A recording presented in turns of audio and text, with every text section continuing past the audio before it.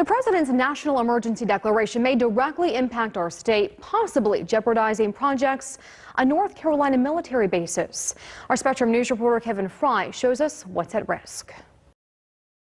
I could do the wall over a longer period of time. I didn't need to do this. As part of his plan to pay for the border wall, the president is calling for diverting funding from military construction projects. In the Tar Heel state, that could add up, potentially impacting $190 million currently assigned to projects on North Carolina military bases. That, according to a list compiled by Democrats on the House's Budget Committee. On that list of possibly vulnerable funding, more than $30 million for new and replacement special operations training facilities at Fort Bragg, $60 million for an aircraft maintenance hangar at Cherry Point Air Station, and $33 million for a replacement clinic at New River Air Station. And those are just 2019 projects. Construction first announced in past years could also be impacted, estimated to cost hundreds of millions of dollars more. I've expressed to the president, that if he has to do that, don't do it at the expense of military construction at Fort Bragg. Even before the president signed the emergency order, North Carolina Congressman Richard Hudson started sounding the alarm, joining onto this letter to the president urging him to avoid taking money from military projects.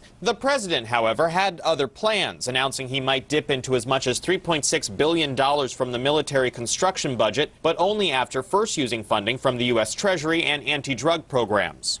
A senior Trump administration official tells me so far they do not have a list of projects that could be affected by the emergency declaration. However, that official says they are focusing on projects that would not harm, quote, the lethality or readiness of the armed forces.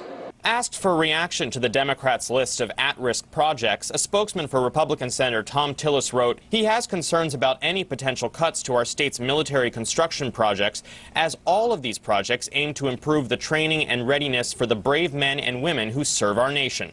In Washington, Kevin Fry, Spectrum News. The president's emergency